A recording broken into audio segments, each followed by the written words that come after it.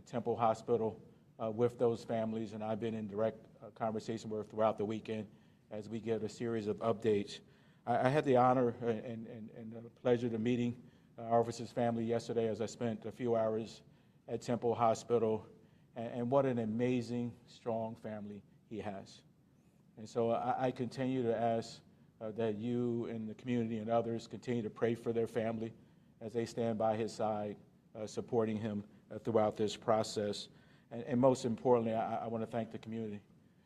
I can't tell you how many text messages, calls from both here locally, in the region, and nationally, lending their prayers and support for our officers. That means a lot to us in law enforcement, and I know across my colleagues and many of those who have received those calls, I am so appreciative for that. And I also am very thankful. I know I have the inspector and the captain of East Division here, Inspector Luca and Captain Wheeler, who have been at the side. Captain has been there all day. I don't think he's been home. This may have been the first time he broke away from the hospital. They have been on there. That night, I could not be more proud of the men and women. Despite the tragic events, they continue to work doggedly to go after the individual who shot our officer. Through that support of the officers, our homicide detectives, our shooting investigative group, but more importantly, I have partners here today from ATF and ATF and FBI who are on the ground with us supporting through this process. It is through that collective effort, working through this process, and as we move into the charging phase with the DA's office, that we're able to bring this individual to justice. And so what I'll do now, I will pass over to Commissioner Venor. He will give you an overview of the investigation timeline, where we are in this process, and then we'll give it over to the District Attorney's Office, who will talk through the charging and the steps moving forward. Thank you, Commissioner. Good morning. So I'm going to give you a little more detail than we were able to give you on Saturday evening into what occurred. As I tell you, we're still investigating, and the District Attorney's in the process of prosecuting, so some questions may not be able to be answered at this point. Approximately 7:18 p.m. on Saturday evening, two 25th District officers conducted a vehicle investigation in the 3500 block of F Street. That stop involved a 2003 dark blue Toyota Echo. During the course of that stop, it became knowledgeable to the officers that this was going to be a live stop, so meaning that we were going to call for a tow truck and confiscate the vehicle. The reason for that was that our operator, and we now know who that was, is our offender, Ramon Rodriguez, 36-year-old, did not have a license. The vehicle was not registered, and it didn't have any other paperwork along with it. So as part of that, they called for a parking authority tow truck to be dispatched to the scene.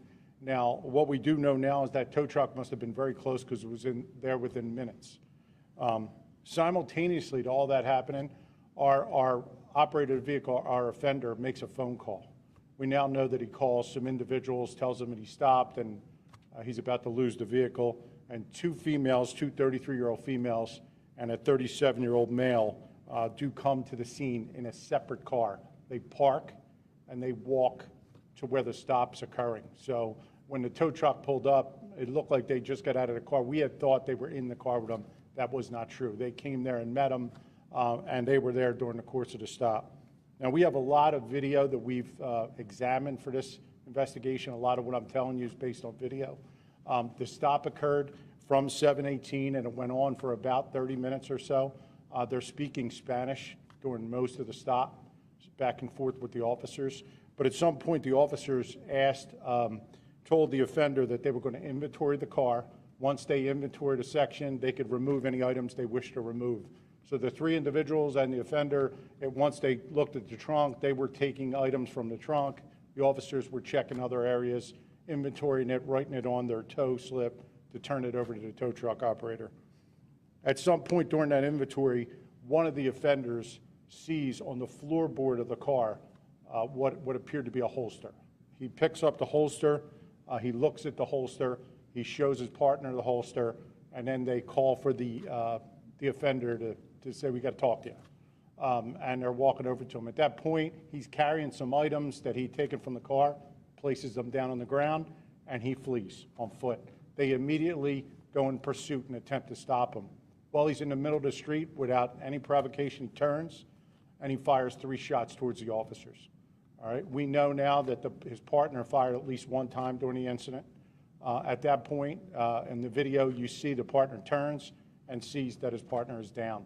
He immediately begins to render aid and attempts to put him in the car to get him to the hospital. Something else we do know now is our tow truck driver was really integral in helping get him into the car and get him to the hospital so fast. And then he stayed on the scene, guarding that scene pretty much for us until other officers arrived. Looking after that, the video evidence that we recovered, you see that the offender then flees on foot. You see him running. You see him at certain points, he has the gun out in his hand while he's running. He goes to a garage we now know is on G Street. At some point while he's in front of that garage, he takes the white shirt that you may have seen in pictures that are out there off. He discards it on the sidewalk. He has another shirt underneath, a darker shirt. He attempts to enter a garage. Whoever was in there, we're not sure what occurred, but he didn't get entry. He was told to go away. He left. He immediately kept running on foot. When he gets to G and Tioga, the intersection of G and Tioga, there's a maroon, what appears to us to be a minivan going through the intersection. He's on the passenger side of this car. In our opinion, in watching the video, he pulls the door, he opens the door. It looks like he's attempting to take that vehicle over. The operator took off, never got into that vehicle. We do not know who was inside that car. We'd love to talk to them. So if someone's watching this, knows who that may have happened to, we're urging them to give us a call in the homicide division so we could talk to them. Then he continues running on foot, and he gets to, at a very short time later, it's about 15 minutes from the shooting to when this occurs. He arrives in the 800 block of East Schiller. There's an individual he encounters in his 20s sitting on the front step, just having a drink, minding his business. He produces the gun. He forces that individual into his home and holds him at gunpoint, asks him for certain things while inside. At some point while inside, he permits that individual to leave. So that individual does come out of the house. He sees the area, which has now been saturated with police officers looking for the individuals, this direction he went. He tells them that he's inside, and it becomes a barricaded situation, which our SWAT unit gets to. They are able to, in a pretty short time, get him out of the house without any incident occurring and take him into custody. Our detectives served several warrants as part of this investigation. One of them was on that property, and we did recover a firearm inside that property, Glock 26 9mm. So at this point, the individual's been arrested and charged. I'm going to ask District Attorney Krasner to go over the charging and what the charges were. Thank you. I'm going to ask at this time Jeff Hoshanowski, who is Assistant Chief of the Homicide Non-Fatal Shooting Unit, Bob Wainwright, who is in our Homicide Non-Fatal Shooting Unit and has been a prolific and very successful trial lawyer there, and also Nicole Hall, who is the Victim Witness Coordinator specifically assigned to this case, to come up and stand with me. In a moment, I will turn over to the 2 attorneys here. Reading through the charges, there are a total of 3 cases, discussing the bail, which totals at this time $12,500,000. I'll let them cover those details, but I do want to say a few things before that. First of all, I want you to know we got the A team here. We fully intend to very vigorously prosecute this case. We are already looking at a very solid, very capable, very well done investigation that will only be stronger as some of the forensics come back. I want everyone to understand that what this family has gone through is unspeakable. It is unacceptable that we cannot have this in this city for this family. We cannot have it for law enforcement officers in general. We cannot have this happening in our communities. And my office intends to do everything we can to support this victim, this victim's family, this victim's fellow officers, law enforcement in general, and the communities that are most affected. I have seen the video compilation. I was with the mayor, with the police commissioner, with other police and law enforcement personnel at the Temple Hospital Saturday night. My team was up there this morning, having very direct communication, introducing themselves, exchanging cell phone numbers with the family of the victim just this morning. And we are all of the same mind, which is that we are outraged, we are heartbroken by this horrific incident. I would now like to call forward ADA Hoshnowski and ADA Wainwright to go over the details of the charges in this case. Thank you. All right. Good afternoon, everyone. I'll start off with the charges for the attempted murder of police, for which there are 2 cases. We have reviewed the evidence in this case, the investigation, and the charges that we feel appropriate at this time, and understand that we have the right to amend at any point if additional charges are warranted. But at this time, we've charged this defendant with 2 counts of attempted murder of a law enforcement officer, both of which are felonies of the first degree, 2 counts of aggravated assault on a law enforcement officer, both are felonies of the first degree, several violations of the Uniform Firearm Act, 2 of which are felonies, one's a misdemeanor, possession of an instrument of crime, tampering with physical evidence, obstructing the administration of law, false ID to police, recklessly endangering another person, 2 counts of that, and evading arrest or detention on foot, which is a felony of the 3rd degree. Now, with respect to the separate complainant, which I'll call the home invasion case, we've charged the defendant with burglary, a felony of the 1st degree, kidnapping, a felony of the 1st degree, criminal trespass, a felony of the 3rd degree, unlawful restraint, possession of an instrument of crime, terroristic threats, simple assault, and recklessly endangering another person. I'll turn it over to Mr. Wainwright with respect to the bail in this case. Okay. Thank you. So bail was requested in the amount of $25 million. Bail was set at this point at $12.5 million. So that's where bail is. And as you may already know, bail is defendants are entitled to bail, with the exception of very few serious crimes, with the exception of murder. So, of course, bail can be changed based on factors. At this point, the defendant is in on high bail, $12.5 million. And I will add that, while he was inside this house, he was on the phone, and we have reason, evidence is showing that he was trying his best to make plans just to get out of Philadelphia. So anyway, bail is set high. I want to add too that ADA Hoshnowski and I had the opportunity to view the video in this case. It was amazing work by the police officers and the detectives who responded. And also what's apparent from watching this video is just how heroic these officers are. The victim in this case, his fellow officer, are just true heroes. They're handling this situation the way anyone could possibly hope police officers would be handling a situation like this. And then the response by the detectives and the police officers, basically getting what we have is a clear trail of video from the body camera through, as you heard Commissioner Venor explain, we see this defendant's actions all the way through, trying to find refuge in the garage, disposing of his shirt, trying to get into a car, and eventually holding this guy hostage in his own home. It's just an absolutely despicable, cowardly act. And it is caught on video, on the body cam, so you can see just how brave these officers are and how cowardly this defendant acted. Final point, I also want to make sure I give credit to Chief of our Homicide Non-Fatal Shooting Unit, Joanne Pescator, who has worked tirelessly on this case and is now in the middle of a jury trial, so she could not be here and also to Parker Nelson, who immediately went to the scene where this occurred, consistent with his obligatory duties. Commissioner Bethel?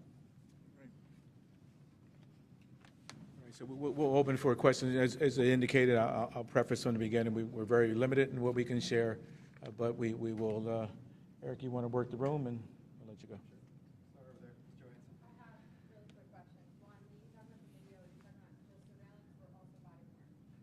All of it, all inclusive. Okay, so you have kind of what happened outside of the house with the home invasion victim?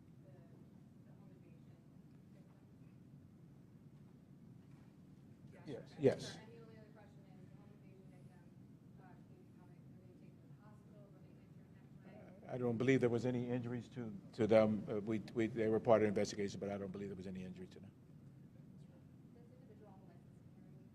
Did the who? Did the shooter have a license? No. Any idea where he got that from? No. And had he, it sounded like there was some cooperation at the beginning, and had he not run, had this not happened, the worst There was- case he could I mean, when you talk about senseless, this is the most senseless you can ever imagine. The officers are engaged for almost 20 minutes. There is no elevation to it. The individual is walking around. He had a number of opportunities and chose not to. And oftentimes we find individuals in this case have already made a decision what they're going to do when pinned into a position. I don't know if that was the case here. We'll find that out in trial. But there was absolute, if you saw the conversations, there's a great exchange in Spanish between our officer and talking to the, I mean, it's just a normal stop, nothing that would give you the rise to take the action that ultimately occurred. Sorry, the other three charged, the other three people that were there, that's still part of the investigation? They're part of the investigation, but I don't think any charges have been levied against them at this point.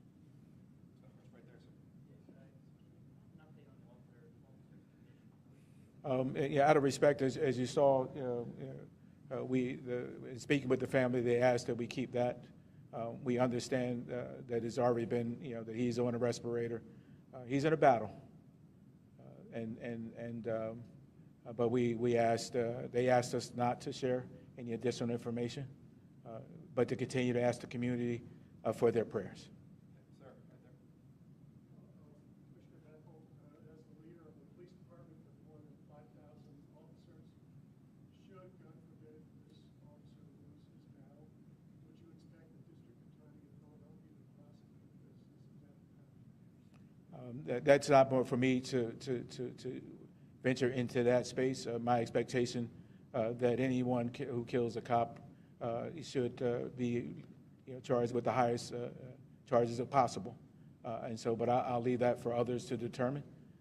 Right now, we continue to stay focused on our officer and on his health and his well-being. Commissioners, does this shooting make you rethink the strategy to send young officers with not much experience into Kensington, a place where struggle is a dangerous place in the city? As I shared with you, I joined this department 38 years ago. I've seen officers who've been both shot and unfortunately killed across the entire city of Philadelphia. Individuals who make the decision to kill our officers or shoot or kill other people are not just in Kensington. We have areas across our entire city, and I've seen that throughout my entire career. And so, we understand the dangers of this job. We will continue forth with not just that strategy, but the men and women who get up every day. That night, men and women across the city continue to work. And they will never stop doing the work and the charge and the service that they give to the city. And so we will not be deterred by anyone. And we will continue to maintain and continue to follow our charge as honor, integrity, and service, and to serve this city in the way we feel the best to do that. And so we will never be deterred in our work. Just quickly, the Glock that was recovered, you believe that is the weapon that was used in the incident? We don't have that information at this time. My question is for Mr. Krasner. Do you have the nationality of the suspect, and what message you can send to the Hispanic community in regard to this case? In Spanish, is it possible? Okay. in English and then in Spanish. I'm not going to comment on the nationality of the defendant at this time, but I will say that justice is going to be even-handed and that every group of people, no matter who they are, is going to be protected by law enforcement in Philadelphia. No voy a comentar sobre la nacionalidad del señor que es el defendiente en este caso, pero lo que voy a decir a la comunidad hispana, la comunidad latina, es que vamos a proteger a todo el mundo, a miembros de cada grupo que hablan en cualquier lengua.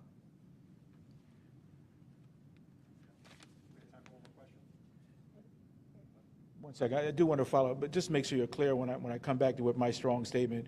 We understand the complexity of our men and women, especially our young officers going down. So we are doing some different modeling with them as we continue to onboard them into the space. So I don't want to give you the impression in my response that we're not working with our young officers or going into their footbeats, no matter whether it be in Kensington or anywhere in the city. We are doing some different modeling with these individuals because of their deployment being so, and coming out of the academy and such a closeness to this incident on Saturday. So we do recognize in this case that we are going to do some things not differently. They're still going to be deployed, but the team is working behind the scenes to be able to onboard them in a different way. Well, I think that's an internal operational process that we're going through now, but just to make sure clearly young officers coming out the first week into their deployment, and we have an officer shot, has a significant impact on the entire department, no matter how much time you have on the job, but most importantly for a new group of men and women who just come out, particularly in the area that they're going to be deployed.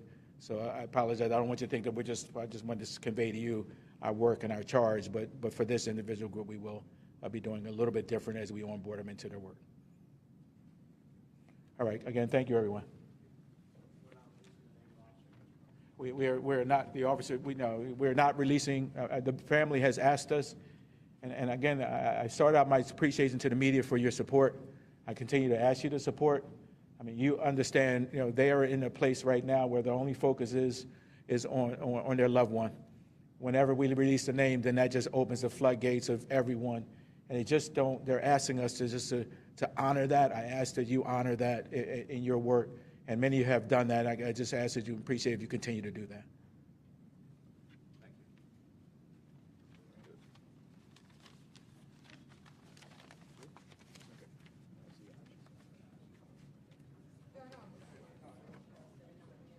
The universe has a way of revealing the heroes among us who show extraordinary courage, not looking for any award or reward, but just because they feel so strongly about something and being a voice for so many people. And Kate, you are a hero of this movement and in this moment. And thank you.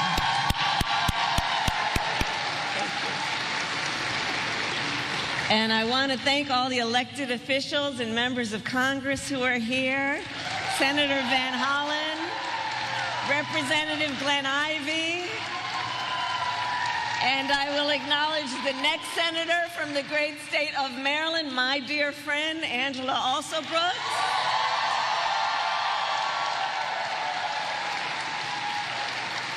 And to all the leaders who are here and have been fighting, are fighting, to make sure every woman in our nation, every person in our nation can access the care they need, and in particular reproductive health care. So, this is a fight for freedom.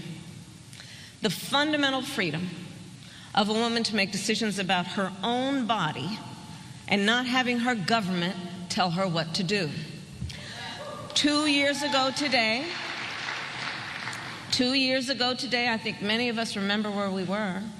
2 years ago today, the highest court in our land, the Court of Thurgood and RBG, took a constitutional right that had been recognized from the people of America, from the women of America.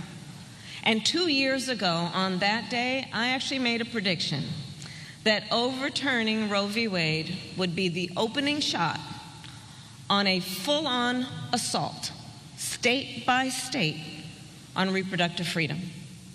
And that is exactly what happened. Over the past 2 years, in states across our nation, extremists have proposed and passed laws that criminalize doctors and punish women. Laws that limit access to contraception and to fertility treatments like IVF. Even some of them trying to revive laws from the 1800s. Today in America, 1 in 3 women,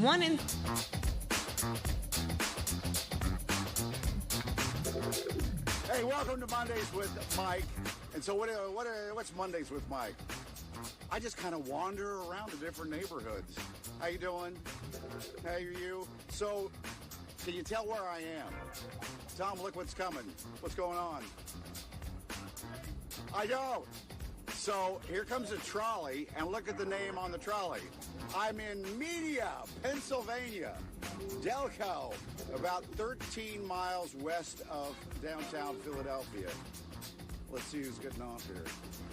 Hi, welcome to Media. How you doing, man? Good to see you. Hi, Lorenzo? Yeah. Oh, you live in Media? I live in Drexel Hill. Well, Drexel Hill? Yeah. This is a great area. Yeah, it is. I love it. Okay. So anyway, we're in Media, Pennsylvania. There's some very famous people that live here. Are you famous? Standing next to you, I am. Oh, what's your name? Emily. What do you do? I'm a server at Garden Cafe. What's the name of it? Garden Cafe. Is it good? It's great. Yeah. What's the specialty? Well, we just started our new frozen drinks. Oh, like, And then- give me So frozen espresso drinks, and then you can add whatever flavor you would like. Do you want to try one? I will. I'll come back over in All just right. a second, okay? I wrote down some of the famous people that have lived in Media. Okay. Did you know that Ida McKinley, who was the first lady, President McKinley's wife, she lived here? I did not. You know Joan Mondale, the vice president's wife? Walter Mondale? I don't. She lived here. That's a lot of famous You ever watch people. 60 Minutes? I have. Bill Whitaker, the reporter? Yeah. He's from here. I learn something new every The list day. goes on and on. I'll come get one of those All frozen right. things. Can you do me one favor? What is it? Can you say Happy Mother's Day to Ann and Sheila? They're your biggest fans. Absolutely not. No, Ann and Sheila, Yeah. happy Mother's Day. How are they related to you? Well, Ann is my mother, and then Sheila is Rachel's mom, and they watch you every day. Rachel works with you. She does. Okay, tell your mom thanks. Thank you. Okay. All right, here we go. This is famous State Street in Media. The main drag, I guess I would. Oh, I see. I know who this guy is here that we're coming up on here. That's the mayor of Media. I think he's been mayor for like 40 years or something. Aren't you Mayor McMahon? Good to see you, Mike. And who's this? Brittany Foreman, Borough Manager. You're a borough. How long have you been doing that? 4 years. Okay, how long have you been mayor? 34 years. Good Lord, they don't have term limits here. No limits. They're trying to get rid of me. No, they are. They must love you. It's a long time, man. It's a long time. I got 2 years left. By the way, let's do some history before we go in and look at some of these shops. Why is it called Media? Because, media has a different term nowadays. Yeah, the history of that, media, I don't know. I think it was hi. Who are you? We're just fans of you. I watch you every morning. Oh, thank you. What's your name? Nicole. Who's this? This is Adelina. And who's this? Casey. And who's that? That's Logan. Hi, Logan. What's up, brother? Good to see you. You live here? I don't live in Media. I live in Vermont. Oh, But we that's come, close. We come weekly for our coffee dates. The guy, Mr. Broomall, was born and raised in Media. Oh. I can't remember what he did, but they named Broomall after him. But he was a resident of Media. You stick with me, Mr. Mayor. I'm telling you. No, I think Media, this used to be part of Chester County. Right. Good to meet you. Back when, yeah. Yeah, In and the then 20s, they just yeah. split it up. That's right, yeah. And I think it was halfway between something. Alex, producer Alex, can you look that up? Why is it called Media? Because we have a different, when we think of media today, it's like this TV and Sure, you think they stuff would like that. they would have explained that to me? We had 44 years to learn it. I'm still learning. Okay, let me go to more my famous people. Harry Callis lived here. One of my best friends. He's Harry always thought he was? lived in Media. We never told him he did. He lived just outside. And he kept saying on the news, and You didn't tell him. Yeah, I live in media. Yeah, you do, Harry. Yeah. Okay, you do. Yeah, he announced all our parades. Yeah. Yeah, he was great. What a great man. Yeah, we miss him, that's for sure. Phil Martelli.